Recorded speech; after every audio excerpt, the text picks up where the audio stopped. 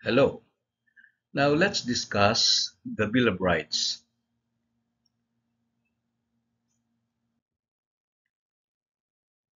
To explain the key principles of Bill of Rights, we have to know that the Bill of Rights in the 1987 Constitution is a set of guarantees and protections against government overreach and abuse of power.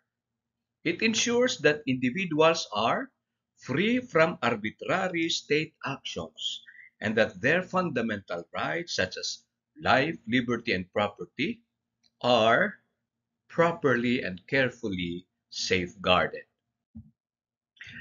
Now, what's the purpose of the Bill of Rights?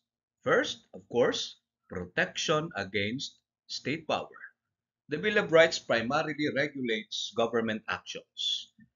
It establishes forbidden zones, no? Area na bawal ang gobyerno mahimasok sa areang ito, no? Forbidden zones where the state cannot intrude.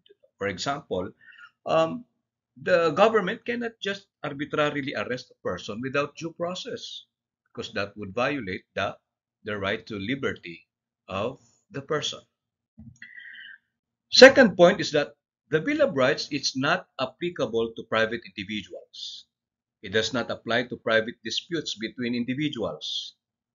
A violation of rights by a private person is generally covered by civil or criminal law, not the Bill of Rights.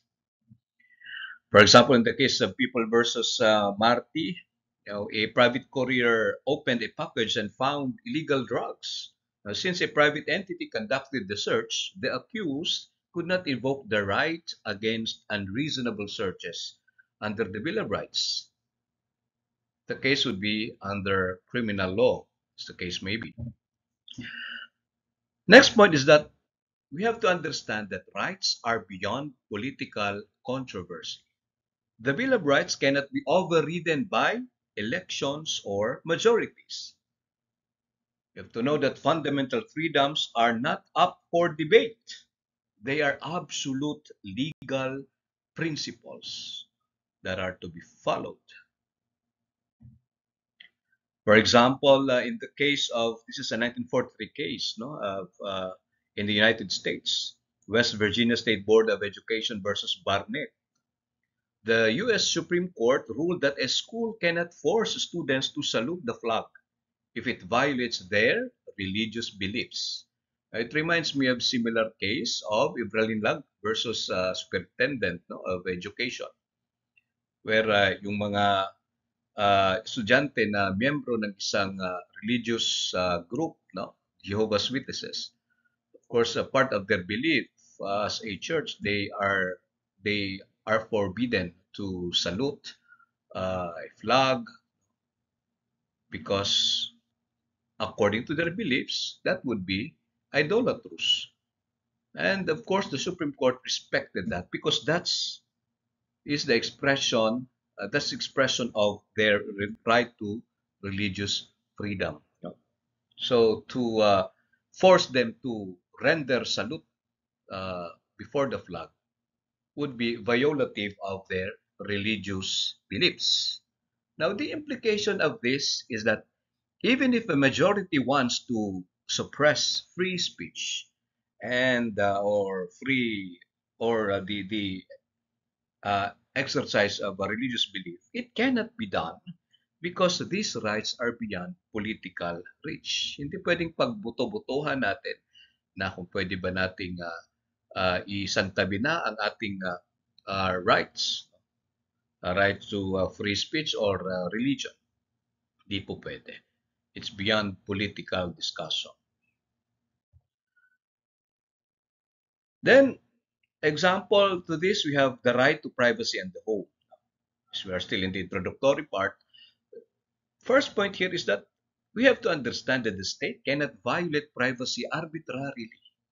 The Bill of Rights protect the right to privacy from state interference. That's why yung gobyerno hindi basta-basta makapasok sa bahay, pamamahay, at saka mag-access ng mga personal data unless there is an overriding social need and proper legal safeguards like court orders and the like. So in the case of spouses Singh versus Chua Chui, the Supreme Court ruled that the state cannot disturb individuals in their homes except under strict procedural safeguards, for instance, a valid search warrant. Now, the implication of this is that, of course, police cannot enter a house without a warrant unless an exception applies.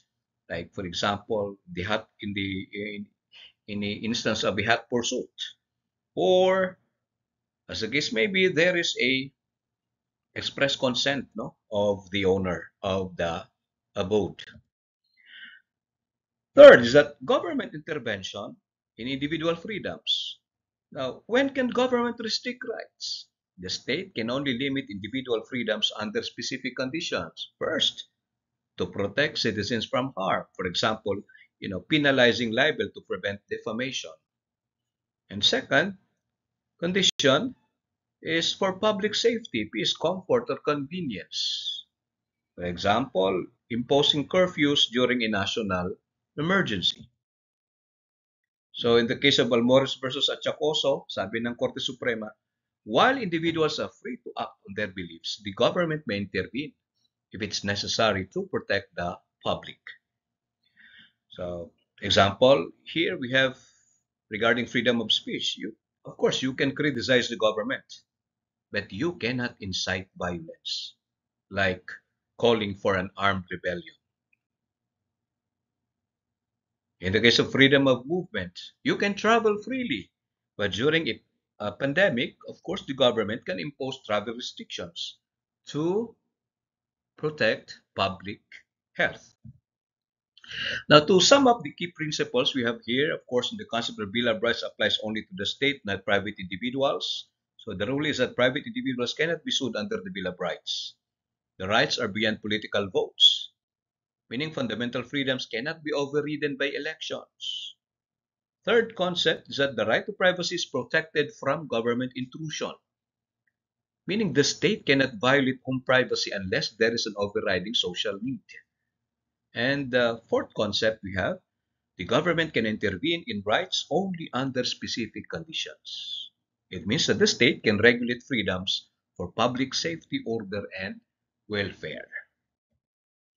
So our key takeaways in the introduction, we have to understand that. First, the Bill of Rights is a shield against government abuse. Second, it does not regulate private relationships between individuals. Third, it ensures that certain rights cannot be voted away or taken by political powers. Lastly, the state can only limit rights under strict legal conditions. Now, in essence, the Bill of Rights draw a line between government power and individual freedoms, ensuring that every citizen remains protected under the law. Let's move on to Section 1. Talk about due process clause and the equal protection clause. Due process clause, procedural and substantive requirements. What's the basis of this in our Constitution? We have Article 3, Section 1, which says no person shall be deprived of life, liberty, or property without due process of law, nor shall any person be denied the equal protection of the laws. Also, another basis in the Constitution, we have Article 13, Section 1, which says Congress must prioritize laws that promote human dignity and reduce inequalities. The hierarchy of rights. Human rights versus property rights. Here we have to understand that human rights, for example, the right to life and liberty, are considered superior to property rights. Bakit? Kasi yung property nawawala yan. Can be lost through prescription. It can expire. But human rights, hindi nag-expire. Human rights are imprescriptible. Sabi pa ng Supreme Court in the case of Philippine Blooming Mills versus PBM Employees Organization, human freedoms are more valuable than property rights. So what's our implications here? laws restricting property rights are valid as long as they are reasonable and non-oppressive. Second, we have the right to life, liberty, and property. First, we have the right to life. Pag sinabing right to life, it's more than just the right to exist. It includes the right to security of person. In the case of Secretary of National Defense versus Manalo, sabi ng Korte Suprema, the right to life includes freedom from enforced disappearances and state abuses. Implication of this is that a person must be free, not only from death. Pag sinabi nating right to life, the person must be free not only from death but also from threats to their safety and well-being. Sabi ni Justice Malcolm, right to life is beyond mere survival. It includes bodily integrity, meaning freedom from dismemberment and harm. And for Father Bernas, Joaquin Bernas, the right to life means a right to a dignified life. Life includes the quality of life, dignity, and decent living conditions. Second, we have the right to liberty. Pag sinabi natin right to liberty, it includes physical freedom and the right to make personal choices. Of course, it is not absolute. The state can regulate liberty for the common good. For example, in the case of Ruby versus Provincial Board of Mindoro, a very old case, sabi ng Korte Suprema, restricting liberty is valid if necessary for public welfare. The state, for example, can impose a curfew for minors. What purpose? To protect public safety. Pinapakita na right to liberty is of course not absolute. Can be subject to state regulation, as the case may be, or as it is necessary as it can be. When you say right to liberty, it means freedom from restraint. Liberty includes freedom from arbitrary detention or servitude. And of course, the free use of faculties. Citizens can freely use their abilities in lawful ways. Now, let's proceed to the right to property. Pag sinabing right to property, it includes all kinds of property as defined by the Civil Code. And of course, it also covers the right to work as a property right. So in the case of Executive Secretary versus Court of Appeals, sabi ng Korte Suprema, depriving a person of their profession or business without due process is unconstitutional because profession or business is included in the right to property. Kaya nga halimbawa, a lawyer cannot be disbarred without following proper procedural due process. Kailangan ng due process, no? Kung i-disbar ang isang abogado, hindi basta-basta i-disbar lang siya arbitrarily.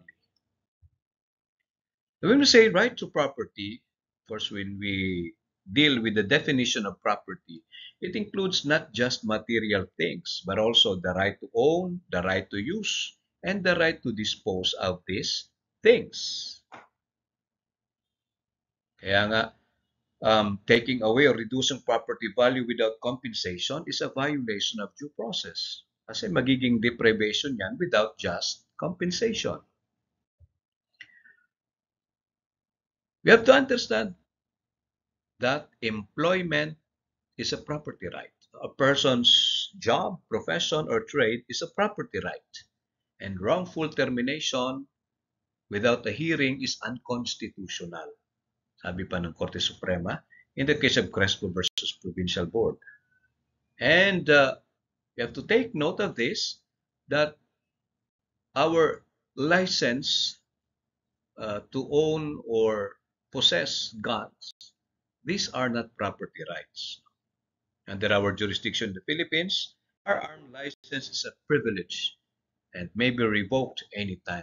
In fact, it will not ripen into a right. It's always a privilege to own or to possess gun, or to have license to own or possess firearms.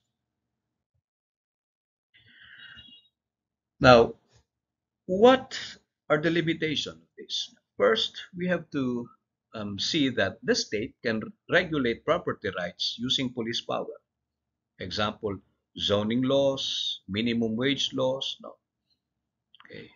Kaya nga sabi ng Korte Suprema, regulations in the case of real estate brokers, no, yung profession, dire-regulate ang profesyon ng mga real estate broker. It was upheld as a valid exercise of police power.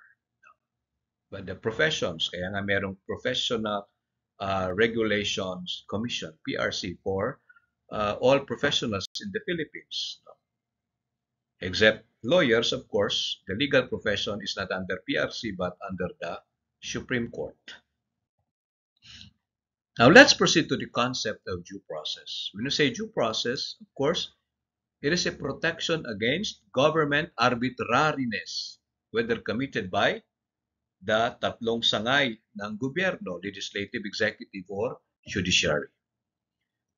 When I say procedural due process, it requires proper legal procedures before a person is deprived of life, liberty, or property. Ang importanteng mga elemento nito is, first, we have notice. The person must be informed of the charges or case against them. Second element, we have the hearing. The person must be given a chance to present their side. The third element, there must be an impartial tribunal. The decision maker must be fair and unbiased, the court or the tribunal. And the fourth element, we have the decision based on evidence. The ruling must be supported by facts. How about substantive due process? Substantive due process requires laws themselves to be just, reasonable, and not oppressive. A law must have a valid purpose and must not violate fundamental rights.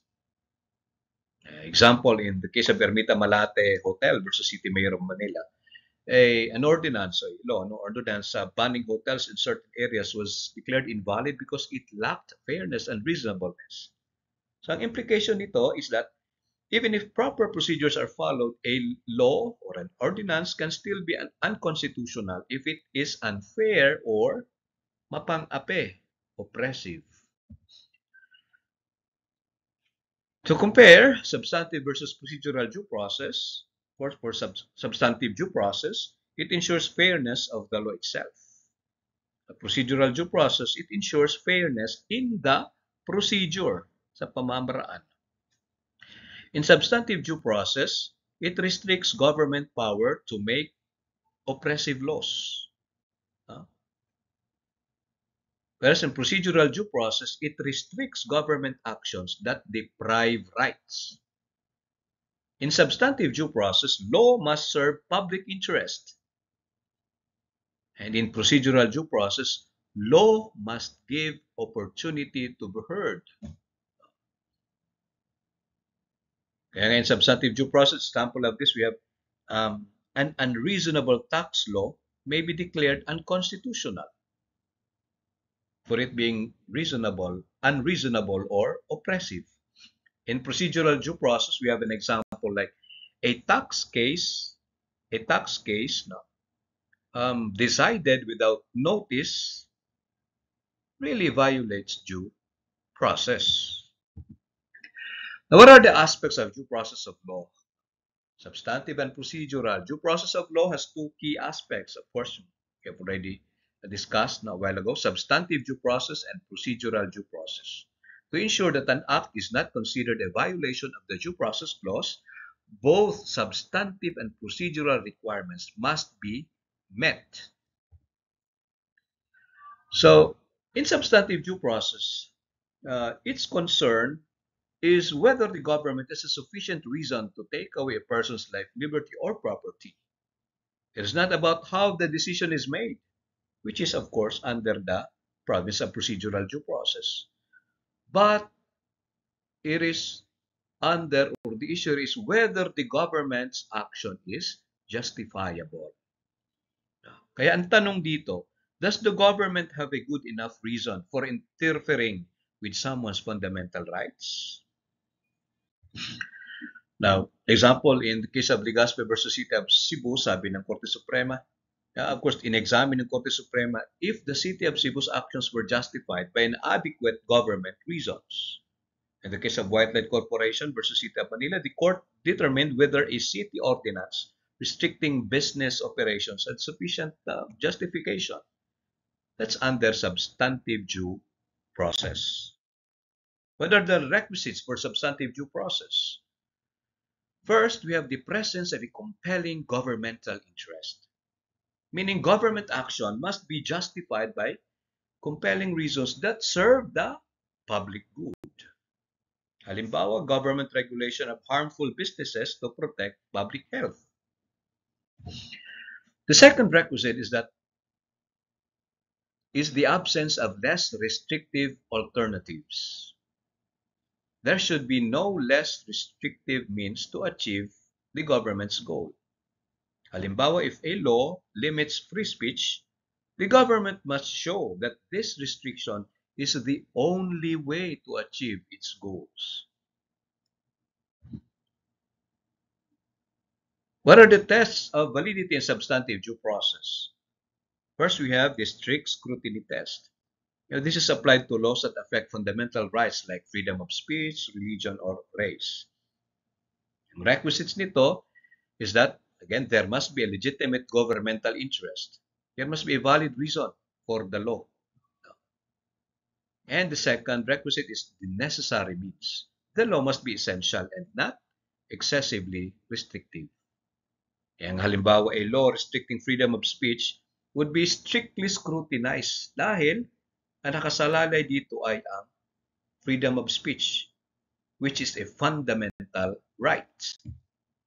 Second test we have is the rational basis test. This test is used primarily for economic legislation or laws that do not involve fundamental rights. It asks if the law is rationally related to a legitimate government interest.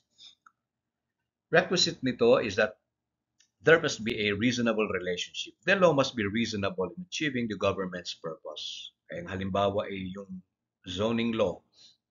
A zoning law regulating businesses in residential areas must pass this test, yung rational basis test. Reasonably ba yan? In achieving the government's purpose. And the third test, we have the intermediate scrutiny test. This test applies to cases that involve gender or legitimacy, which do not fall under strict scrutiny, but still require heightened review.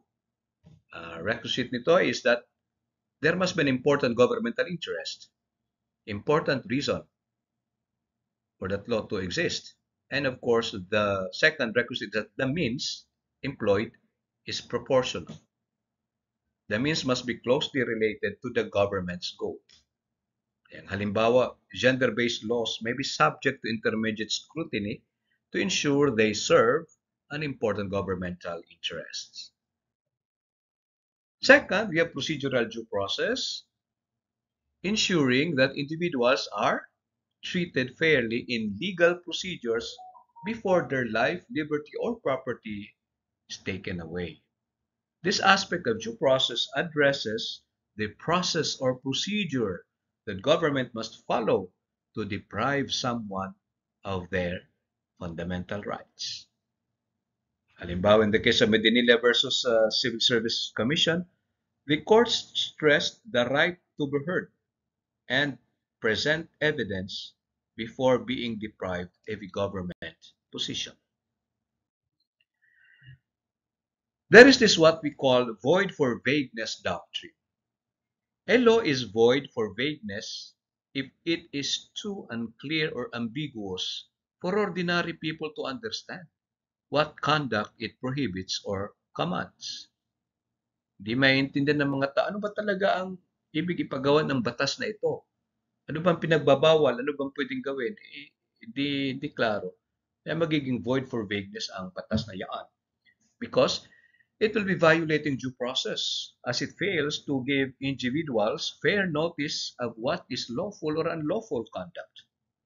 Leaving enforcement agencies, yung mga law enforcement agency lang ang parang may discretion na lang, pag gusto na lang sila kung anong i-execute nila, o i-apply nila para ma-execute ang batas. Aba, hindi pwede yan. That's void for vagueness.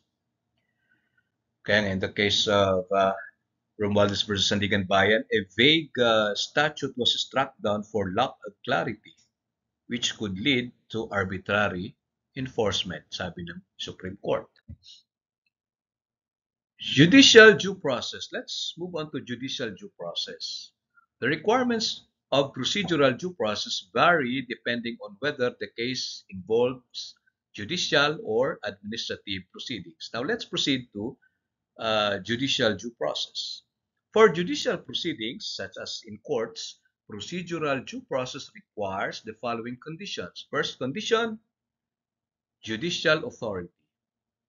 Merong korte or tribunal that has the judicial power to hear and resolve the matter. Second condition, we have jurisdiction. Ang korte na yan o ang tribunal na yan ay merong lawful jurisdiction over either the person involved in the case or the property subject to the action. Third condition, we have opportunity to be heard.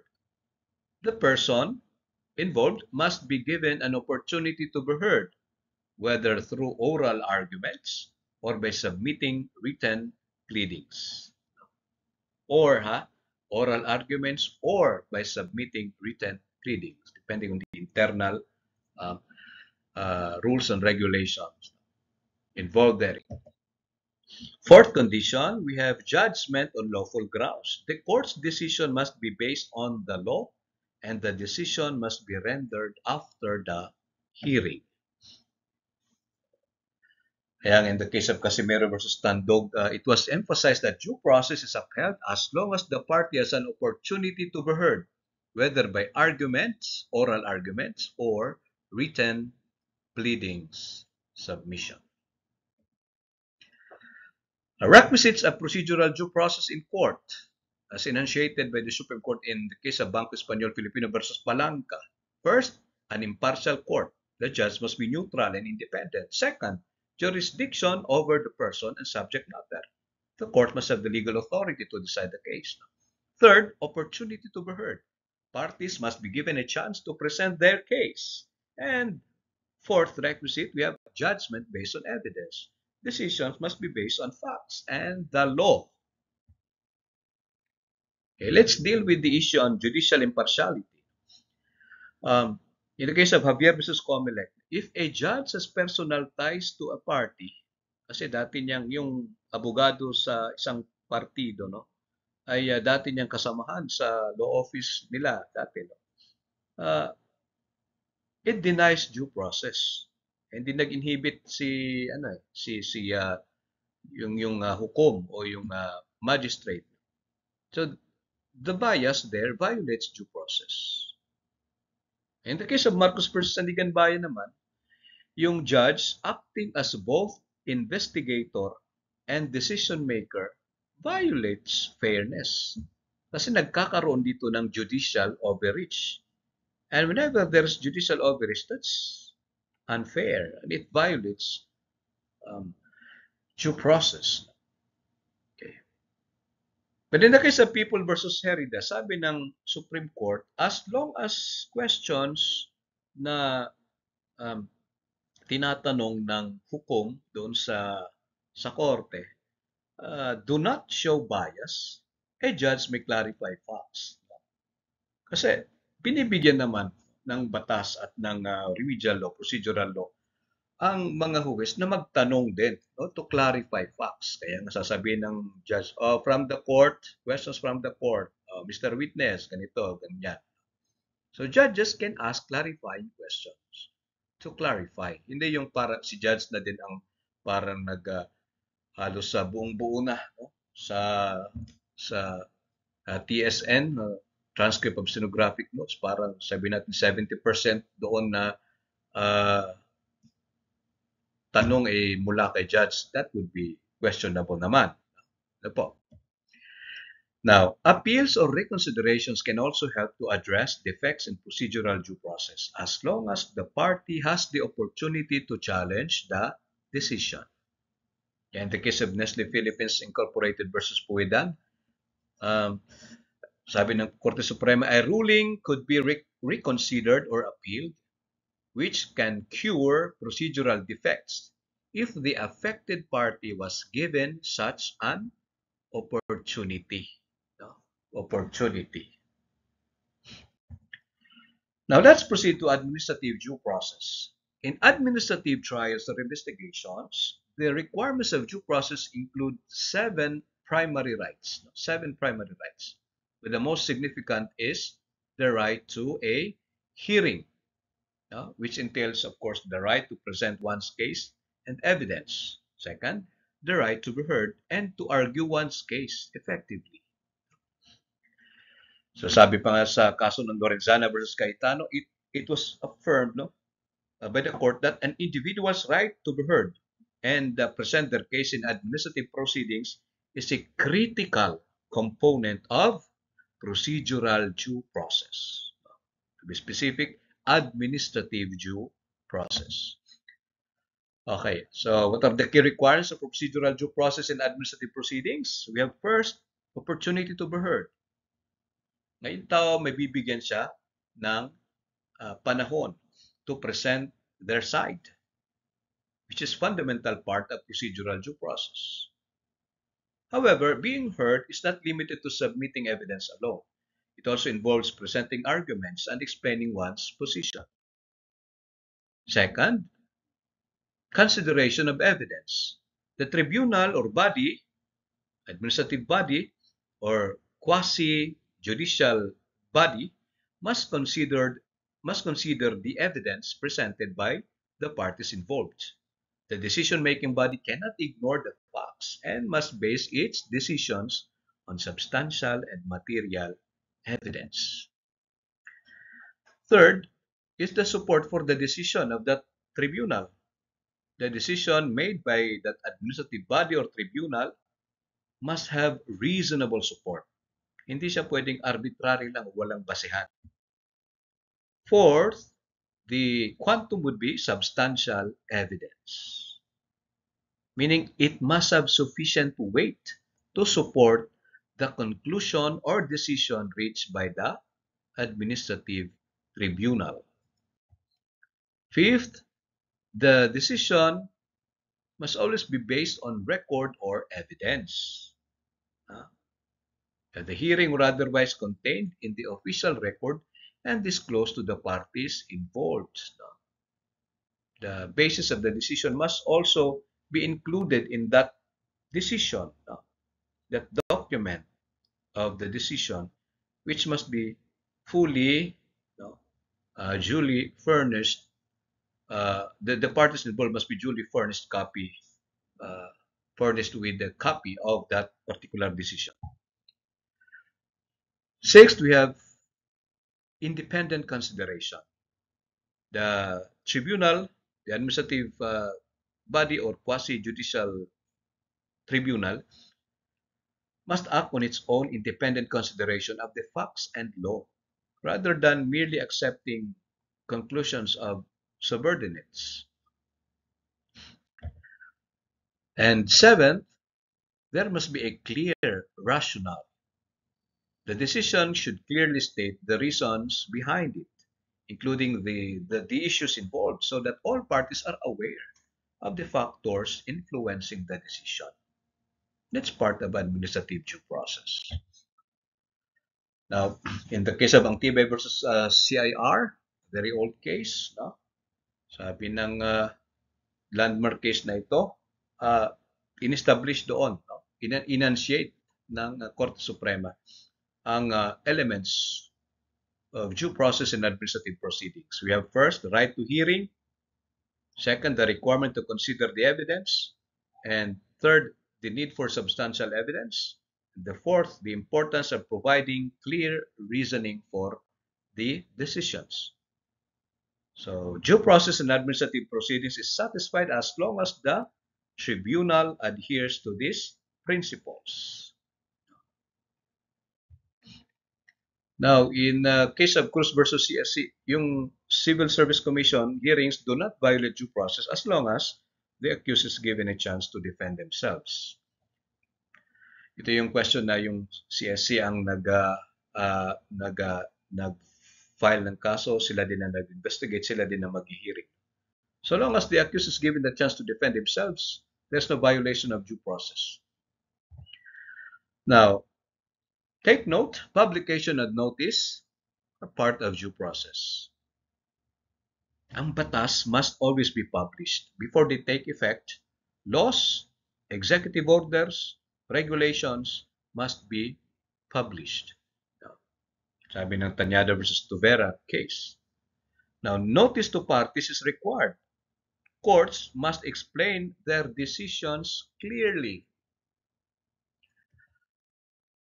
Now, what's the general rule vis-a-vis exception? A general rule here is that notice and hearing are fundamental requirements of procedural due process when an administrative body exercises its quasi-judicial functions. Exception to this is that when an administrative body performs executive or legislative functions, such as issuing rules and regulations, yung notice and hearing requirements may not be applicable. Pero kapag quasi-judicial function ang ginagawa and exercise ng administrative body na ito, general rule applies, there must be a notice and hearing. Or else, in the absence of that, then there is a violation of due process, an administrative due process. Okay. How about due process in disciplinary and labor cases? In student disciplinary cases, in student disciplinary cases, procedural due process requires the following minimum standards. First, written notice. Ang estudyante must be informed in writing of the nature and cause of the accusations against them. Second, is that yung mga estudyante must have the right to answer the charges with the assistance of counsel if desired. Third is the access to evidence. Student must be informed of the evidence against them. Fourth is the student has the right to present evidence on their behalf, the right to present evidence. And fifth, the consideration of evidence. The evidence must be duly considered by the disciplinary body or tribunal in cases of student disciplinary matters. Kaya nga, in the case of Ante versus UP Student Disciplinary Tribunal, this case reaffirmed the standards for student due process, ensuring that students have fair opportunities to defend themselves in disciplinary proceedings. How about in labor cases? In labor law, due process consists of both substantive and procedural components. In substantive, the dismissal of a worker must be for one of the just causes provided under the Labor Code or for authorized causes as specified in the law. For procedural due process, the employer is required to provide 2 written notices to the employee before terminating the employee concerned. First notice is informing empleados of the specific acts or omissions or violations or infractions for which dismissal is being sought. And the second notice here is this must inform the employees of the decision to terminate or to dismiss the employee concerned. In cases of Serrano versus NLRC, sabi ng Supreme Court, non-compliance with procedural due process in labor cases, of course, does not make the dismissal void, but it may result in the employer being sanctioned for not following the proper procedures. Kaya nga ang daming kaso, di ba? May ground, no? Yung pag-terminate ng empleyado kasi may ginawang kabulastugan yung empleyado. Kanya lang dahil hindi nasunod ang due process. Of course, here, no? Hindi nasunod ang due process, kaya nasa sanction ang employer. No? Pinagmumulta as the case may be. Now, how about mass media and due process? In cases involving mass media and its effect on trials, procedural due process guarantees the right to a fair trial. If prejudicial publicity influences a case, it can affect the fairness of the trial. Kanya mag-order ang korte, no, ng gag or gag order sa mga parties. So, halimbawa dito, in the case of Shepard versus Maxwell, a US case, pervasive publicity that prejudices the fairness of a trial can deprive an accused of their right to a fair trial. Kaya magkakaroon ng gag order dahil prinoprotektahan, no, ang right to a fair trial. In the case of Webb versus De Leon, the Philippine court emphasized that prejudicial publicity could only be grounds for prejudice if it is shown that it unduly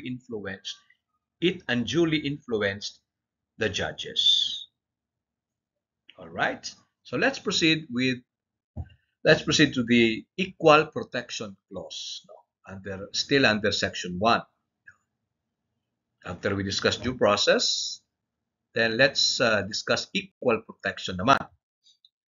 Equal Protection Clause guarantees that no person shall be deprived of equal protection of the laws. Essentially, the clause mandates that individuals or groups who are similarly situated should be treated similarly by the law with regard to both rights conferred and responsibilities imposed. This principle ensures fairness in the law by preventing arbitrary distinctions and discrimination. Of course, it does not require that the law applies universally to everyone in the same way, but rather, yung equals are treated equally.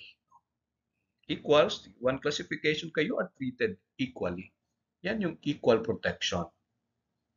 The essence of equal protection. What are the key concepts and requirements? First, we have all persons similarly situated should be treated alike. People who are similarly situated in relation to a particular law or policy should receive the same treatment. This applies to both the rights granted and responsibilities imposed by the law. In case of Ichong versus Hernandez, the court held that laws must treat similarly situated individuals equally. Second, substantive equality is not enough. It is not sufficient for the law to be equal on its face, appearing equal. It must also be enforced and applied equally to ensure that there is real equality in practice. Yan sabi ng korte sa kaso ng Villanueva versus JBC, Equal Protection Clause does not require universal application of the law, but requires equality among equals. This means that ang batas pwedeng mag-distinguish.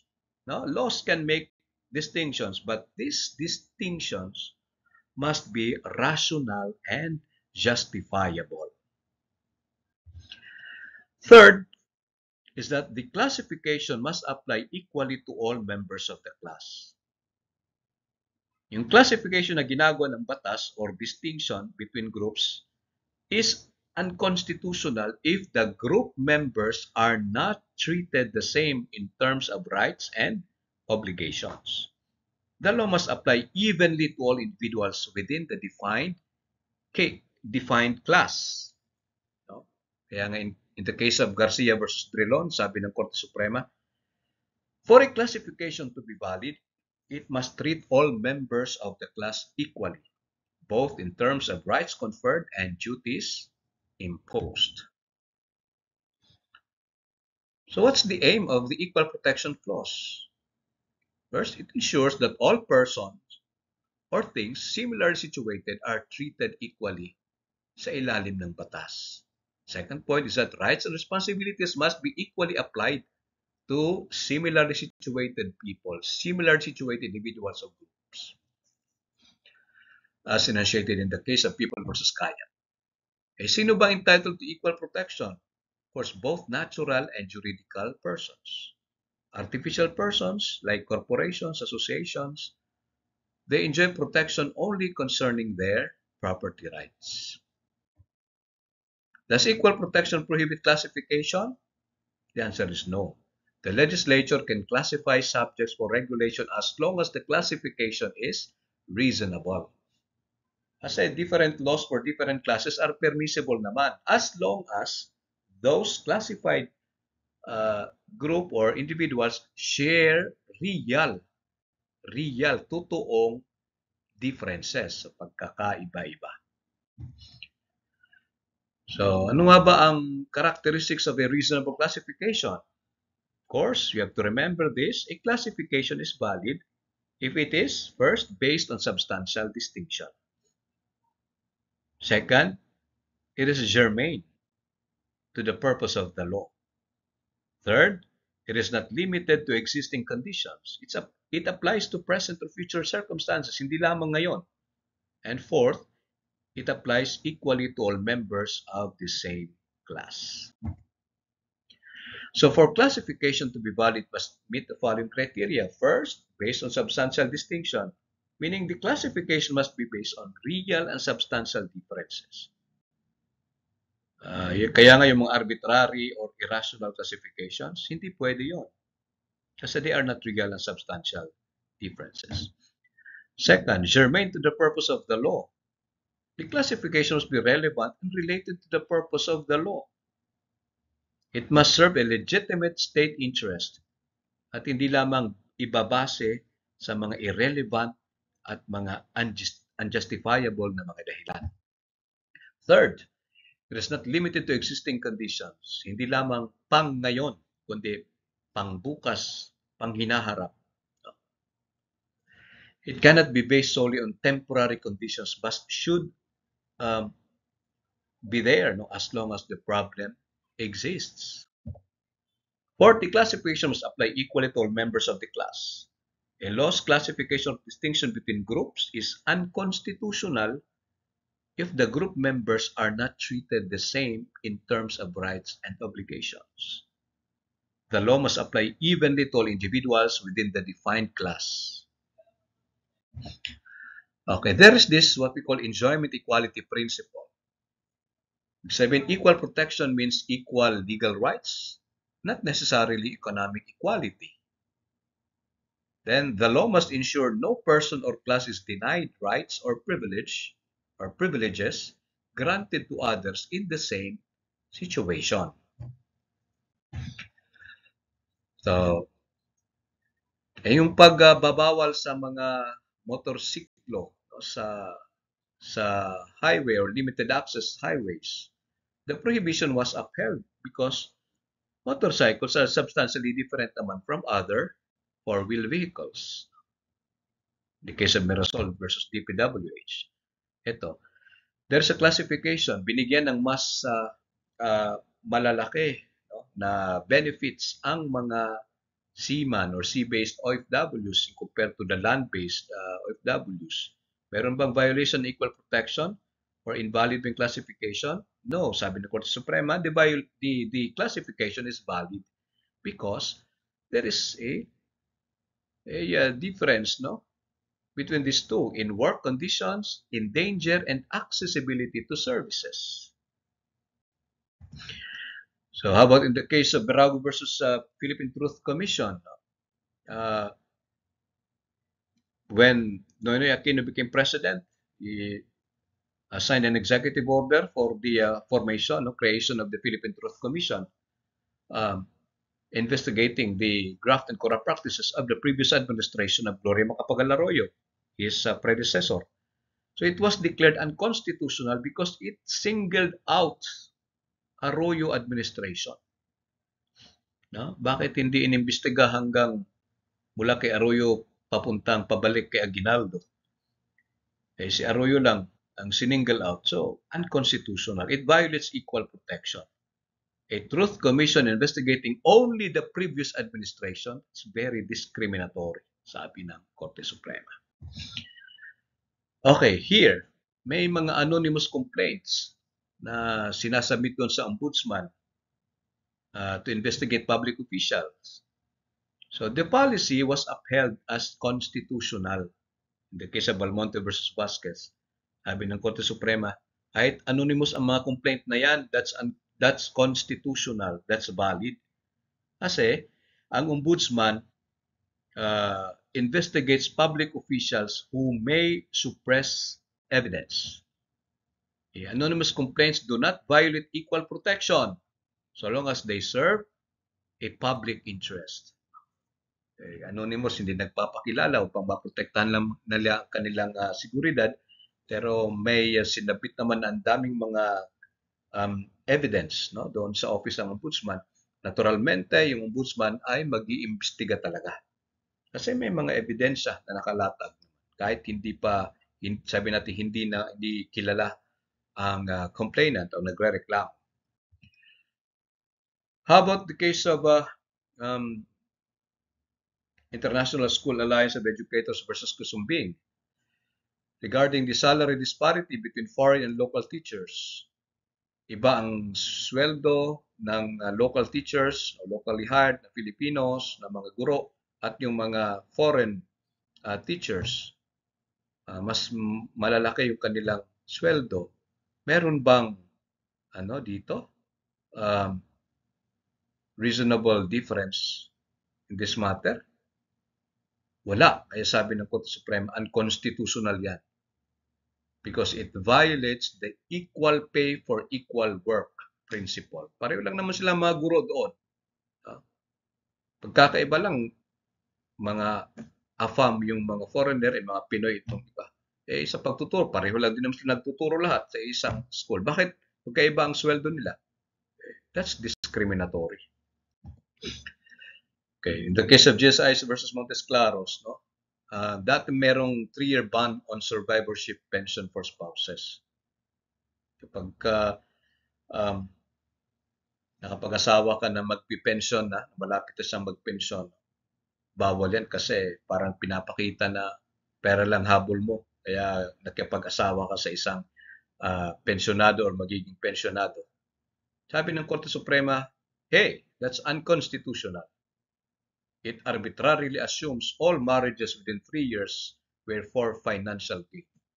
Ibig sabihin ba lahat ng mga kinakasal sa mga magpipensyonado ay pera-pera lang? No. So the classification does not rest on substantial distinction. There is no substantial distinctions here. Okay. But in the case of Ormoc Sugar Company versus Treasurer of Ormoc City, merong ordinansa nagpapataw ng tax sa Ormoc City, Ormoc Sugar Company. Sila lang. Sa ordinansa na yan, sila lang ang pinangalanan, sila lang. Paano pa magkaroon pa ng ibang sugar company? Hindi sila saklaw ng batas na yaon.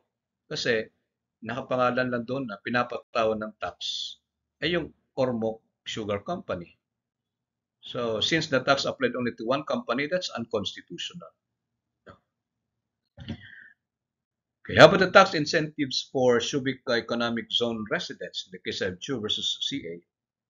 Sabi ng Korte Suprema, ang pagpapataw ng tax, pagbibigay ng tax incentives for Subic Economic Zone residents ay constitutional because the classification is based on economic policies. As long as it applies uniformly to all within the zone, then there is no question of unconstitutionality here.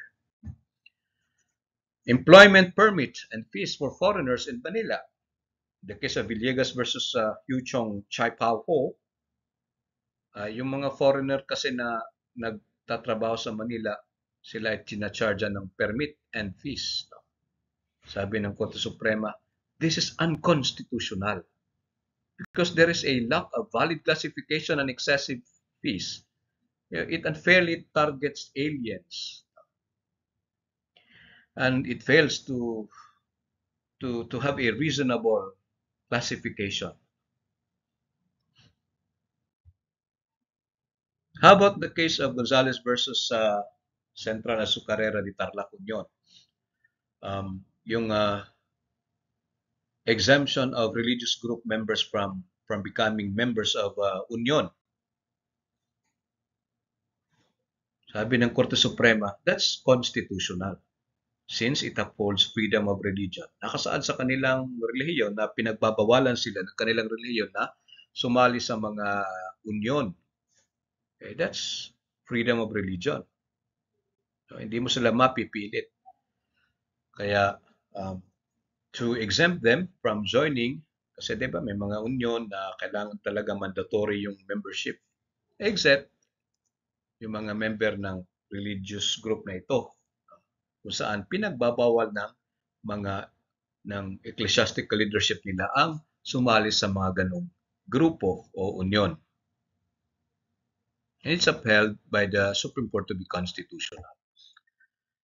Ito dito, no, in the case of Quinto versus Comelec, no, bakit yung mga appointive officials kapag tatakbo sila sa election automatic resign sila?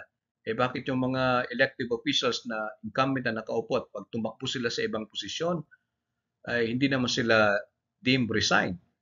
Bakit may distinction? Substantial ba yung distinction dito?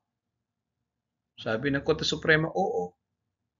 Kaya nga, yung distinction dito, na yung mga appointive officials are automatically deemed resigned, no? The moment they file the certificate of candidacy compared to the elective officials.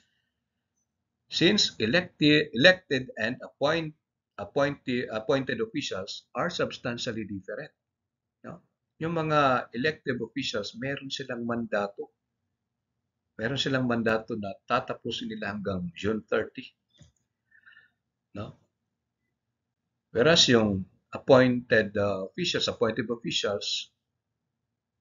dahil tumakbo ka sa eleksyon, resign ka automatically sa iyong posisyon.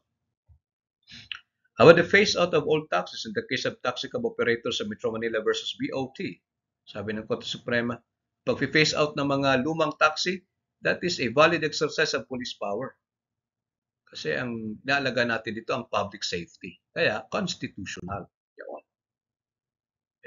Ito naman, in the case of Philippine Judges Association versus Prado, kasi yung PhilPost dati, ni-revoke nila ang privileges, no? Ang privileges ng franking o franking privileges ng judiciary. Yung mga sulat mula sa mga communication mula sa judiciary, hindi na saklaw ng franking privilege. Sabi ng Korte Suprema, that's unconstitutional. Kasi yung franking privileges is applied to all government branches. Bakit hindi mo isasali ang judiciary dito, PhilPost? All branches of government should be treated equally. Kapag gobyerno, di ba, may franking privilege. Bakit nire-revoke sa judiciary? Kaya sabi ng Korte Suprema, that revocation of PhilPost is unconstitutional. Judiciary, legislative, and executive, all branches of government should be treated equally with that privilege. Okay, so back to the standards of judicial review. Judicial review of classification under the Equal Protection Clause is guided by three primary standards. First, we have the rational basis test. Under this test, the government must show that the classification is rationally related to achieving a legitimate state interest. The government only needs to demonstrate that the distinction or classification has a reasonable foundation. This is the lowest level of scrutiny, typically used for classifications that don't involve suspect characteristics or fundamental rights. Kaya ang ina-apply is rational basis test. Yung rational basis test, it's used for laws that deal with economic and social policies. Ang gobyerno, papakita mo lang na ang batas na yan ay merong legitimate purpose and it is rationally related to achieving the purpose. Okay na yon, no? So, courts give the deference to Congress, recognizing its authority to make classifications for governance. Okay. Then we have the strict scrutiny test. This is the most stringent standard. It applies when the classification involves suspect characteristics. Ano ibig sabihin ng suspect characteristics? Example, we have race, religion, or national origin. Kapag ito ang involved, ang i-apply natin for judicial review, i-apply ng Korte Suprema ay strict scrutiny test. And if the classification also infringes on fundamental constitutional rights, kapag ang involved dito ay right to vote, freedom of speech, and other fundamental rights, ang ina-apply ng Korte Suprema for judicial review is the strict scrutiny test. Under this test, the government must prove, papatunayan ng gobyerno, na ang classification ay nagsiserve sa compelling state interest. And kinakailangan ng classification upang makamit ang interest na yan. Meaning it must be narrowly tailored. Kaya pag hindi ito ma-meet, mapakita ng gobyerno, then the law, yung batas na yan, is to be struck down as unconstitutional by the Supreme Court, applying the strict scrutiny test.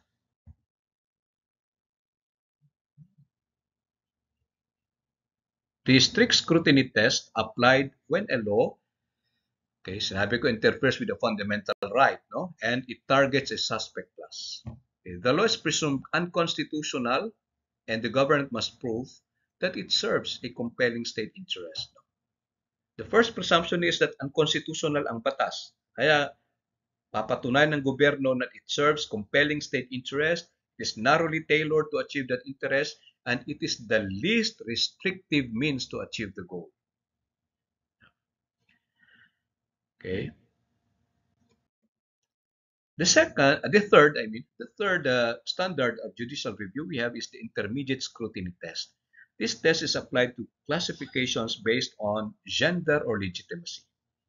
Government must show that the classification serves an important state interest and that it is substantially related to serving that interest. Ito yung parang middle ground sa tatlong test na ito.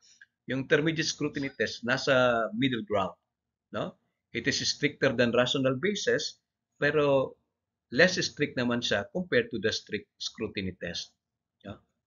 So, kaya nga, in the case of Garcia versus Trilon, the court applied intermediate scrutiny and found that a classification based on reasonable distinctions was valid, applying this test. Ginagamit ito sa gender-based and legitimacy-based classification. Papakita ng gobyerno na it serves an important state interest and it is substantially related to achieving this interest. Okay. Kaya in the case of Barago, applied to gender-based laws, no? Requiring a higher standard of rational basis but lower than strict scrutiny. Eto. So let's have a sample bar questions. The city of San Miguel passed an ordinance banning 24-hour convenience stores and fast food establishments from operating between 12 a.m. to 6 a.m., citing concerns over rising crime rates in the city.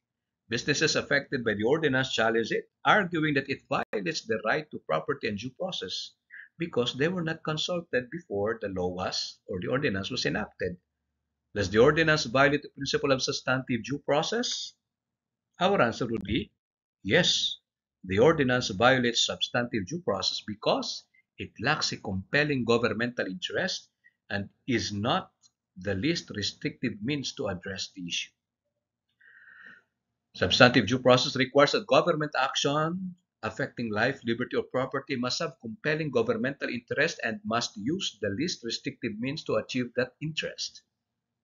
So in the case of White Light Corporation, the Supreme Court struck down an ordinance prohibiting motels from offering short-time stays, ruling that the law was not justified by a substantial public interest and unduly burdened business owners. So in this case, while reducing crime is a legitimate governmental objective, a blanket prohibition on 24-hour establishments is overbroad and fails the rational basis test. The city could have implemented alternative measures, such as increased police presence or stricter business regulations, instead of imposing a complete shutdown that unnecessarily harms businesses. Therefore, the ordinance violates substantive due process. Here, Carlos, a high school student, was expelled from a private school for allegedly cheating in an examination. He was not given a formal hearing but was instead informed through a letter that his expulsion was final. His parents filed the case, arguing that his right to procedural due process was violated. Was Carlos denied procedural due process and was expelled without a hearing? Of course, our answer is yes. Carlos was denied procedural due process because he was not given a hearing before his expulsion. Procedural due process and the Constitution requires that before a person is deprived of life, liberty, or property, there must be a notice and opportunity to be heard. In Bedinilla case, the Supreme Court ruled that an employee dismissed without a hearing was deprived of due process. Similarly, the case of Guzman versus National University, students have a right to a fair hearing before being expelled.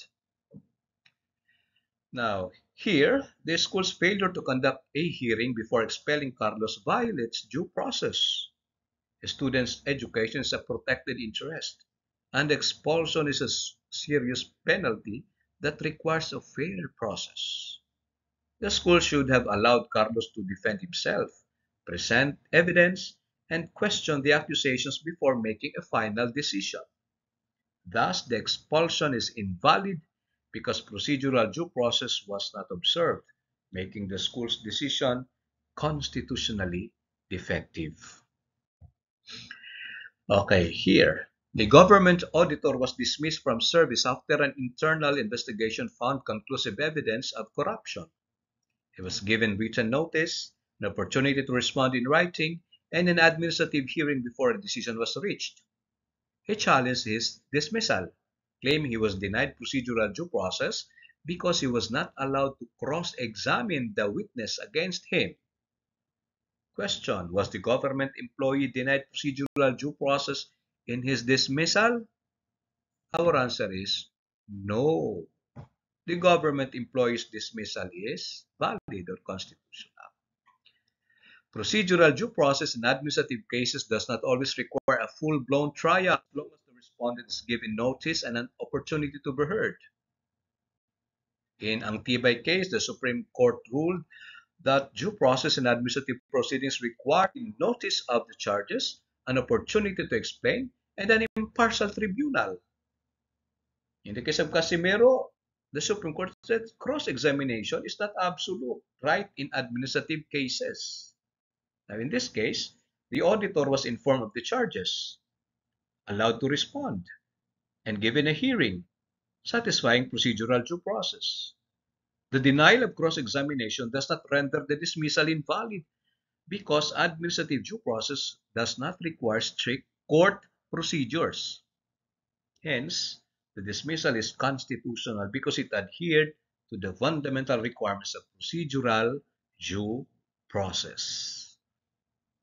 Okay. Here, another example of bar question. A law was enacted providing exclusive legal protection to women who are victims of domestic abuse, granting them expedited access to restraining orders, financial assistance, and temporary shelter. A male victim of domestic abuse challenged the law, arguing that it violates the Equal Protection Clause by excluding male victims who suffer the same harm. Question: does the law providing legal protection only to female victims of domestic abuse violate the Equal Protection Clause? Our answer is no. The law is constitutional because the classification passes the intermediate scrutiny test. Gender-based classifications are reviewed under intermediate scrutiny, which requires the government to prove that the classification serves an important governmental interest and the means are substantially related to achieving that interest. In Garcia versus Drilon case, the Supreme Court held that despite its gender-based classification, recognizing that women uh, are statistically more vulnerable to domestic abuse. So here, the law serves the important governmental interest of protecting historically disadvantaged groups. Studies and statistics justify that women experience domestic violence at a significantly higher rate. The classification uh, is rather substantially related to addressing gender-based violence. Thus, the law does not violate equal protection clause. Here, a new election law required indigenous peoples, or the IPs, living in remote areas to undergo a special voter registration process that included proving their competency in civic affairs before being allowed to vote. So a group of IP leaders challenged the law, arguing that it violates the Equal Protection Clause by imposing a higher burden on indigenous voters compared to other citizens. Question: does the law imposing additional voter registration requirements on IPs violate the Equal Protection Clause? Our answer is yes. The law is unconstitutional because it fails the strict scrutiny test. Strict scrutiny applies when a law burdens a fundamental right, the right to vote, or targets a suspect class, the race, ethnicity, or indigenous status. Under this test, the government must prove that the law serves a compelling state interest and the means are narrowly tailored and the least restrictive way to achieve that interest. So in the case of Pangandaman, the Supreme Court struck down a voter registration restriction on indigenous communities, holding that any classification based on ethnicity must be narrowly tailored. So here, while ensuring voter competency is a valid state interest, requiring only IPs to prove competency in civic affairs creates an unjustified burden. The classification is not narrowly tailored because less restrictive ways. Example, general literacy test for all voters. Therefore, the law violates the Equal Protection Clause because it discriminates against a suspect class, the IPs, and it fails the strict scrutiny test. Okay. Thank you very much. Follow and subscribe for more. God bless you all.